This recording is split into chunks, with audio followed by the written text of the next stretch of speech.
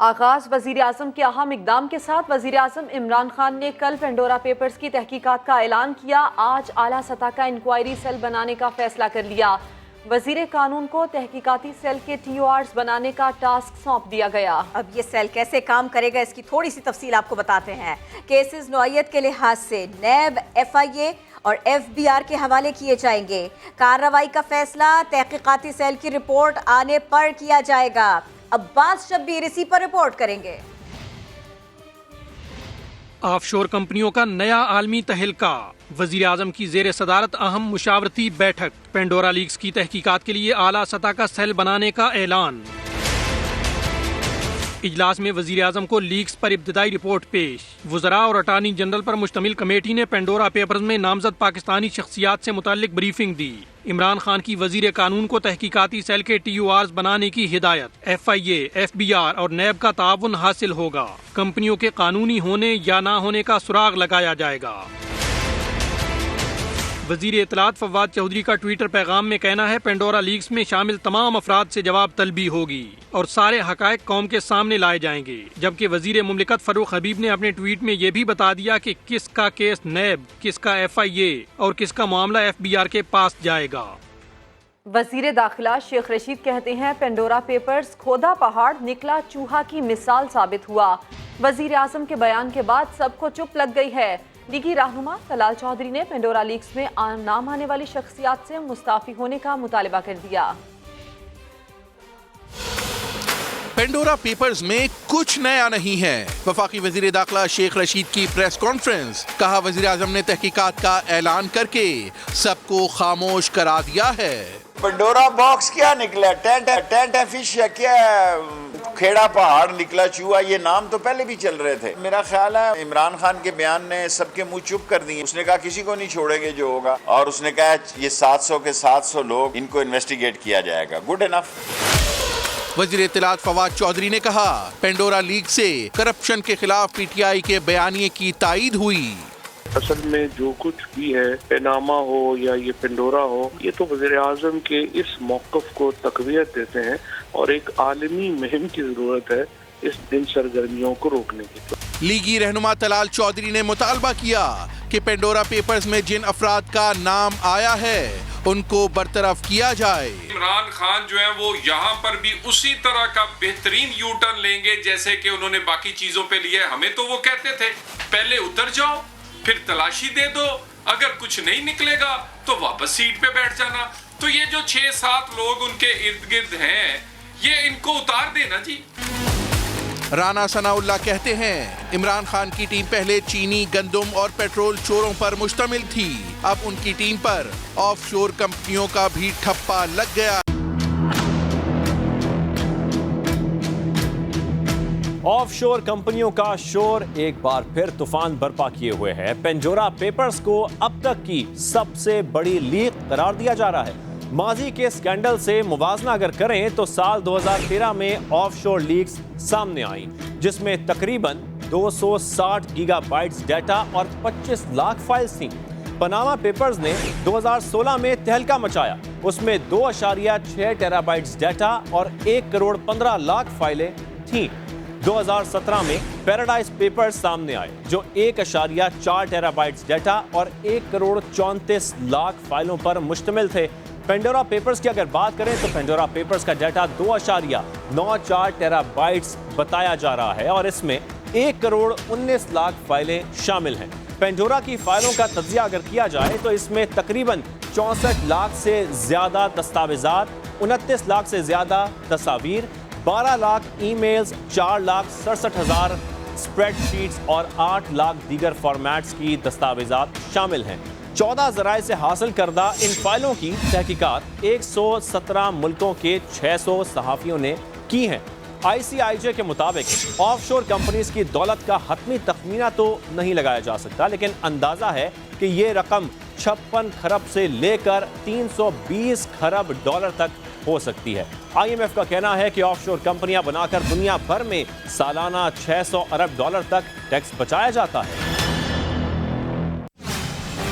नेप्रा ने अवाम पर बिजलियां गिरा दी। मौजरा जानिए थोड़ी सी देर में। सिर्फ बिजली के बिल नहीं, महंगाई भी लोगों को सता रही है। लोगों को महंगाई की वजह से बहुत तकलीफ उठानी पड़ रही है। कोशिश है कि गरीब तबके को रिलीफ दिया जाए। वज़ीर आज़म इमरान खान ने कामयाब पाकिस्तान प्रोग्राम का इफ्तिताह कर दिया।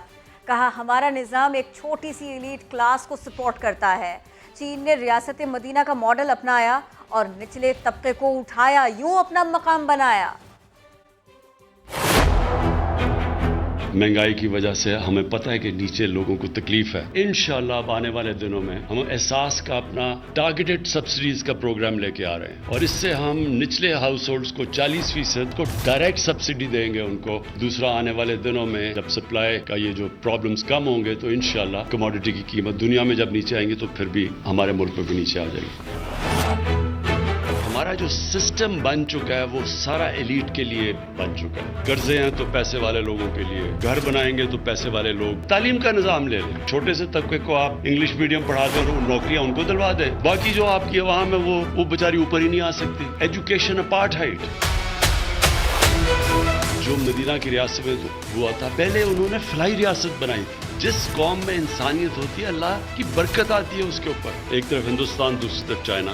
आज चाइना आसमान पे पहुंच गया है और हिंदुस्तान में एक जजीरा है बहुत अमीर लोगों का और नीचे गुर्बत है।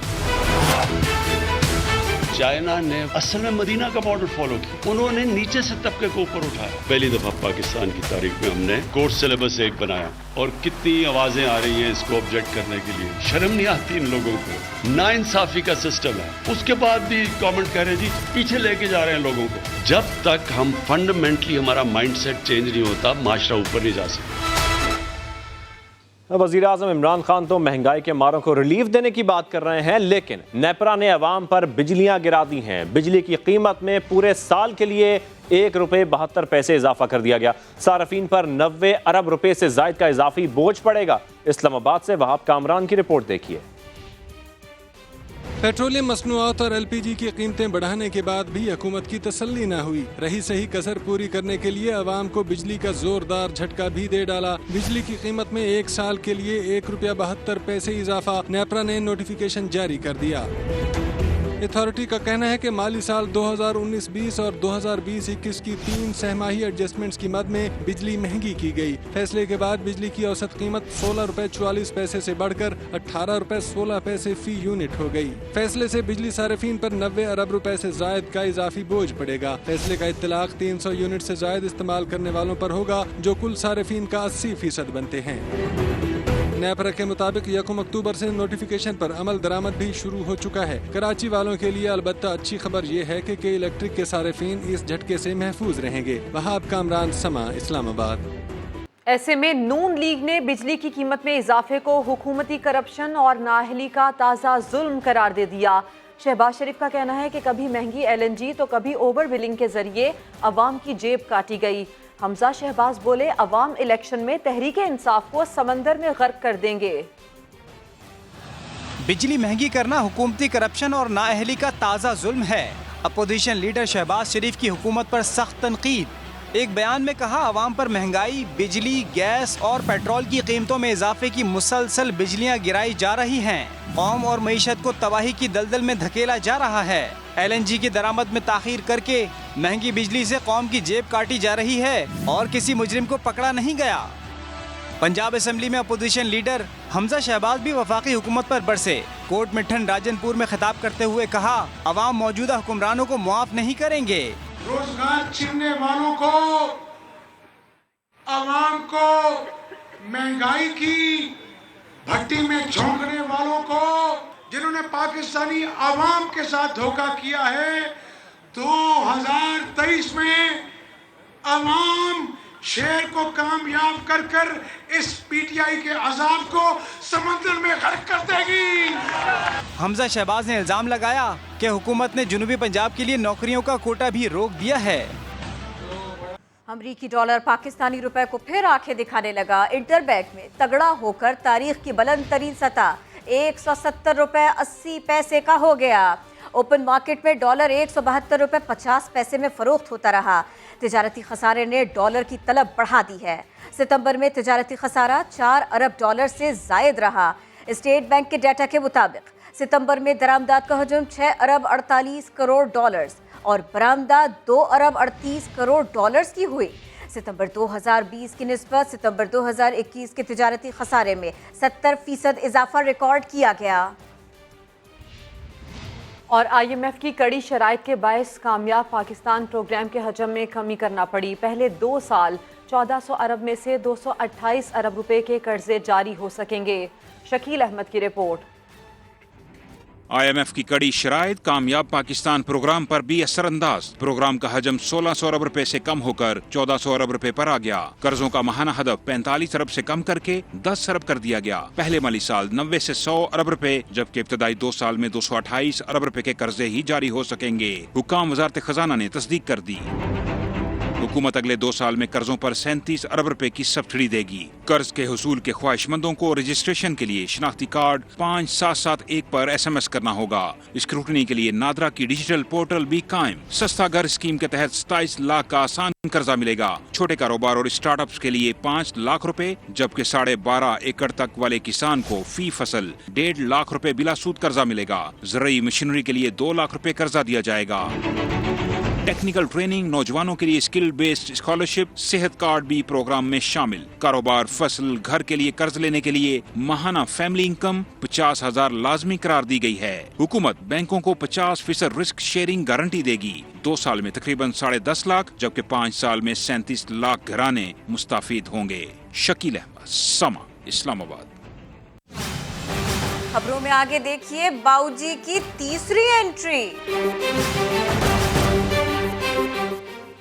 अब आपको बताएं, आमिर लियाकत ने यह कहा है कि मुस्ताफी होने की वजह बताई तो पूरा पाकिस्तान हिल जाएगा। असेंबली की नशिस्त और PTI को छोड़ने के बाद आमिर लियाकत की समा के प्रोग्राम 7 से 8 में गुफ्तगू। बोले वजीर आजम या उनकी अहलिया भी राब्ता करें तो वापस नहीं जाऊंगा। कहा अब्दुल शकूर शाद और KP के असेंबली के रुकन भी इस्तीफा देंगे। तहरीक इंसाफ में ग्रुपिंग का भी दावा किया। बोले आजाद हैसियत में PTI के किसी भी रुकन को हरा सकता हूं।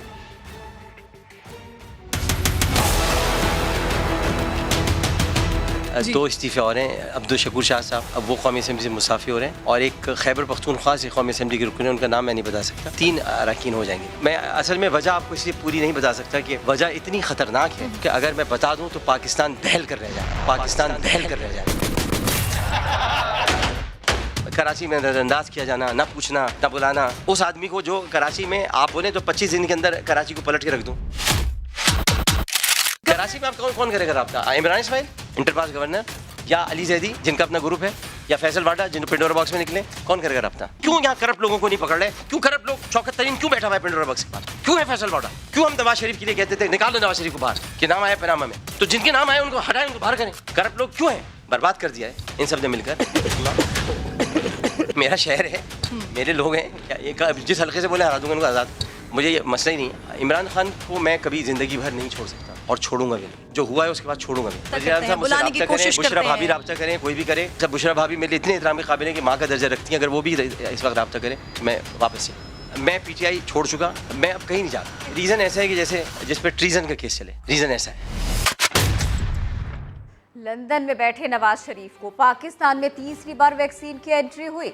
लाहौर के बाद साइनोवैक का जाली इंदराज बहावलपुर और नारोवाल से किया गया। महकमा सेहत के 2 मुलाजिमीन को गिरफ्तार कर लिया गया। दानियाल उमर रिपोर्ट कर रहे हैं।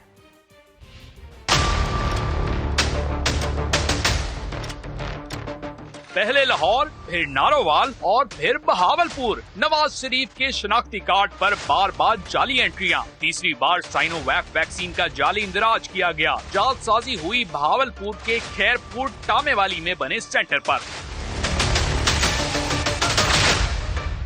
गुज़श्ता रोज नारोवाल के स्कूल में दूसरी बार नवाज शरीफ की वैक्सीनेशन का जाली इंदराज किया गया था। मुकामी पुलिस ने जाली एंट्री करने वाले सुपरवाइजर नासिर रऊफ और वैक्सीनेटर मोहम्मद साकिब को गिरफ्तार करके मुकदमा दर्ज कर लिया है। 22 सितंबर को भी साबिक वजीर आजम की वैक्सीनेशन का जाली इंदराज लाहौर के कोट ख्वाजा सईद अस्पताल में किया गया था। वैक्सीनेशन के जाली इंदराज पर हुकूमत भी परेशान है। 9000 फेक रिपोर्ट हुई हैं, उनके ऊपर एक्शन बाकायदा डिपार्टमेंट ने लिया है। हमने 12 FIRs दर्ज हुई, 16 बंदे अरेस्ट हुए, 3 बार मामला सामने आने पर नादरा ने रिकॉर्ड पोर्टल से एक बार फिर खत्म कर दिया, जबकि महकमा सेहत पंजाब जिम्मेदारों के तयन के लिए तहकीकात कर रहा है। तहकीकाती कमेटी 24 घंटे में रिपोर्ट पेश करेगी। दानियाल उमर, समा, लाहौर। गवर्नर सिंध इमरान इस्माइल ने कराची वालों को एक और खुशखबरी सुना दी। बताया ग्रीन लाइन मंसूबे की मजीद 40 बसें 13 अक्टूबर को कराची पहुंच जाएंगी। 13 साल से तारीखें देने वाले बताएं उनकी बसें कब पहुंच रही हैं। तो जो क्रिटिसाइज कर रहे थे हमें कि जी 80 में से 40 आई हैं, उनके लिए इतलान अर्ज है कि बकिया 40 बसें 13 तारीख को कराची पहुंच रही हैं और मैं उनसे तारीख मांगता हूं जो कराची को 13 साल से तारीख दे रहे हैं बसों की, कि वो भी तारीख बता दें कि उनकी बसें कब कराची पहुंचाएं। जब बारिश हुई और पानी आया तो मुर्तज़ा वहाब ने सबसे पहले उन्होंने ग्रीन लाइन पे उंगली उठाई कि जी ये इसकी वजह से चौक हो रहा है। कोई चौकिंग ग्रीन लाइन की वजह से नहीं। वो कहते ना आता नहीं नाचना, कहते हैं आंगन टेढ़ा है, तो खुद काम करना आता नहीं, दूसरे काम के ऊपर उंगली उठाते। सब आज तक कोई एक लॉजिकली नहीं बता सके कि बंडल आइलैंड क्यों नहीं होना चाहिए। 1.5 लाख नौकरियाँ सिंध को मिलेगी, $14 अरब की इन्वेस्टमेंट सिंध में आएगी, सारा रेवेन्यू सिंध को मिलेगा। या तो हमें कायल कर दें या खुद कायल हो जाए। पाकिस्तान समेत मुख्तलिफ ममालिक में व्हाट्सएप, फेसबुक और इंस्टाग्राम की सर्विसेज मुतासर हुई हैं। सोशल मीडिया एप्लीकेशंस मुतासर होने से सारिफीन को मुश्किलात का सामना है। अगर आपकी फेसबुक, व्हाट्सएप या फिर इंस्टाग्राम एप्लीकेशन काम नहीं कर रही तो परेशान होने की ज़रूरत नहीं। आप अकेले परेशान नहीं, इनकी सर्विसेज दुनिया भर में मुतासर हो रही है। पाकिस्तान समेत मुख्तलिफ ममालिक में व्हाट्सएप, फेसबुक और इंस्टाग्राम की सर्विसेज मुतासर। सोशल मीडिया एप्लीकेशंस मुतासर होने से सारिफीन को मुश्किलात का सामना है। अगर आपकी फेसबुक, व्हाट्सएप या फिर इंस्टाग्राम एप्लीकेशन काम नहीं कर रही तो मजीद परेशान होने की ज़रूरत नहीं। अब आपको ये खबर दें कि कराची में कानून के मुहाफिज भी महफूज नहीं हैं। भैंस कॉलोनी में पुलिस एहलकार को लूट लिया गया। इस वारदात की सीसीटीवी फुटेज भी सामने आ गई है। बात कर लेते हैं शाहनवाज अली कादरी से। शाहनवाज, बताइए क्या तफसील है इससे मुतालिक।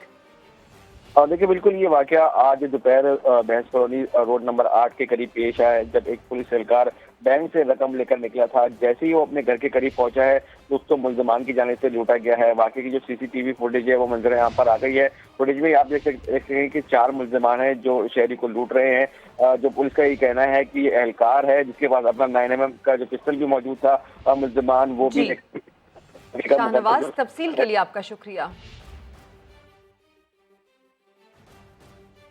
कराची में एक नए और मजबूत माफिया का आगाज हो गया है। इस माफिया ने खुद ही अपने कवानीन भी बना लिए हैं, जिसमें मुखबरी की सजा मौत है। अहमद रहमान खान की रिपोर्ट देखिए। छालिया माफिया कराची में इस हद तक ताकतवर हो चुका है, उसका अंदाजा पुलिस अफसरान को भी तब हुआ जब फजल नामी नौजवान के कत्ल की तहकीकात शुरू हुई। आखिर 7 करोड़ रुपए की छालिया किसकी मुखबरी पर कस्टम ने पकड़ी?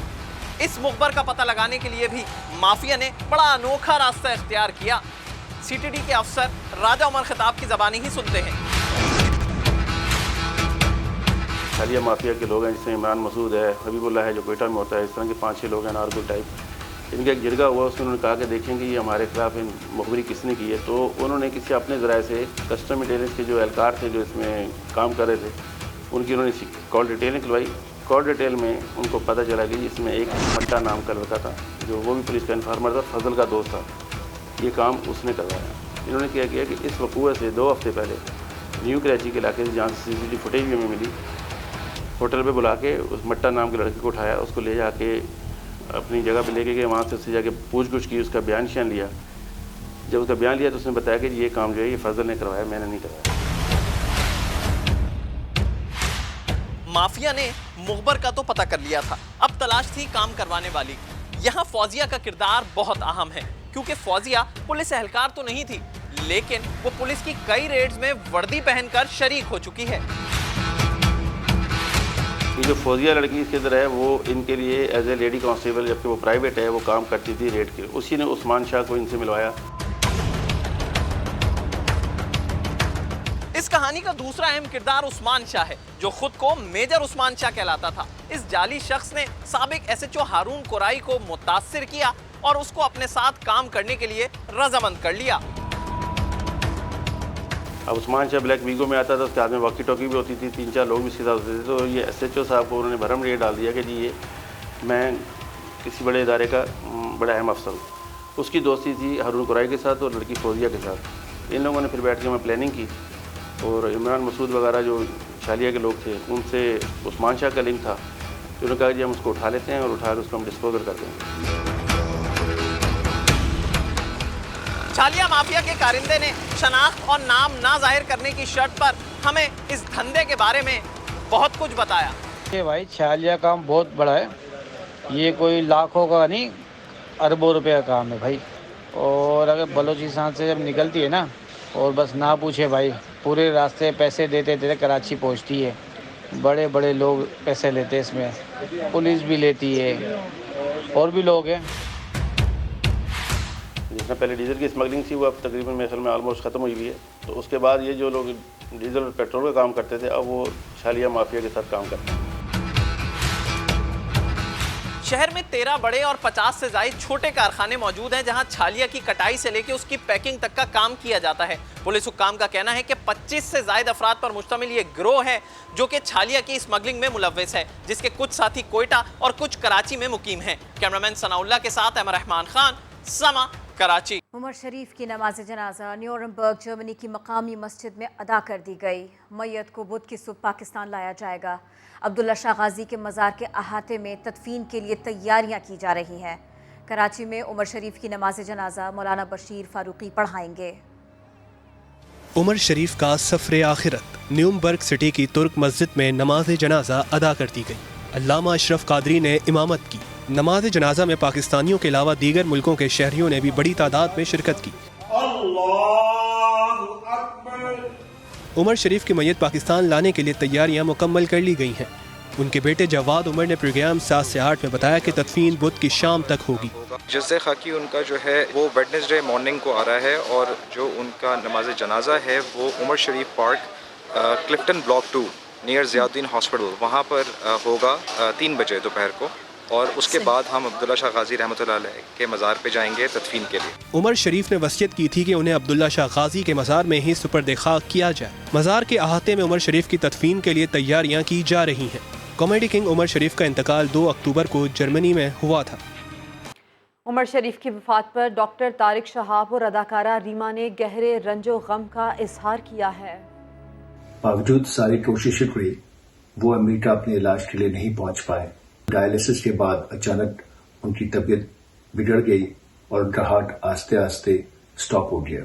डॉक्टरों ने बड़ी कोशिश की लेकिन वो उनको बचा नहीं सके। मैं तो अभी तक इस शौक से बाहर नहीं निकल पाई, क्योंकि एक रात पहले हम लोग तैयारी कर रहे थे उनके आने की, उनकी फैमिली के आने की, और जब सुबह हम सोकर उठे तो पता चला उमर साहब अब इस दुनिया में नहीं है। कुछ लोग ऐसे होते हैं कि जो भुलाए नहीं भूलते। उमर साहब का शुमार भी उन्हीं लोगों में होता है। वो न सिर्फ एक बाकमाल फनकार थे बल्कि बेमिसाल इंसान भी थे। कंपाउंड को अमन दुश्मनों से खाली कराना हो या धमाका खेज मवाद की हैंडलिंग। जी हाँ, शंघाई ताउन तंजीम के तहत इंसदाद दहशत गर्दी की मुश्तरका मशकों में क्या कुछ हुआ, ये बता रहे हैं उस्मान खान। आलमी सतह पर दहशत गर्दी के खात्मे का मिशन शंघाई ताउन तंजीम के तहत पहली मुश्तरका फौजी मशकें। पहले मरहले में 26 से 31 जुलाई तक SCO और रुकन मुमालिक ने अपने इलाकों में तरबियती मशकें की। दूसरे मरहले में 21 सितम्बर से 4 अक्टूबर तक पाकिस्तान में दहशत गर्दी से निपटने का मुजाहिरा किया गया। 2 हफ्ते तक जारी रहने वाली मशकों में पाकिस्तानी और चीनी दस्तों ने उभरती हुई टेक्नोलॉजी और महारतों के जौहर दिखाए। ISPR के मुताबिक हेलीकॉप्टर्स के जरिए ऑपरेशंस और क्लोज क्वार्टर बैटल मशकों का हिस्सा था। कंपाउंड्स को अमन दुश्मनों से खाली कराना, धमाका खेज मवाद की हैंडलिंग और मेडिकल इनखलाक की तरबियत का भी अमली मुजाहिरा। फौजी मशकों की इख्तितामी तकरीब का कौमी इंसदाद दहशत गर्दी मरकज पब्बी में इनेकाद। Commander Central Command Lieutenant General Shaheen Mazhar Mahmood ने बतौर मेहमान खुसूसी शिरकत की। खबरों की अपडेट्स के लिए आप विजिट कीजिए sama.tv। इसके अलावा आप हमें फेसबुक और ट्विटर पर भी ज्वाइन कर सकते हैं। एक ब्रेक के बाद हेडलाइंस के साथ दोबारा हाजिर होंगे। देखते रहिए समा।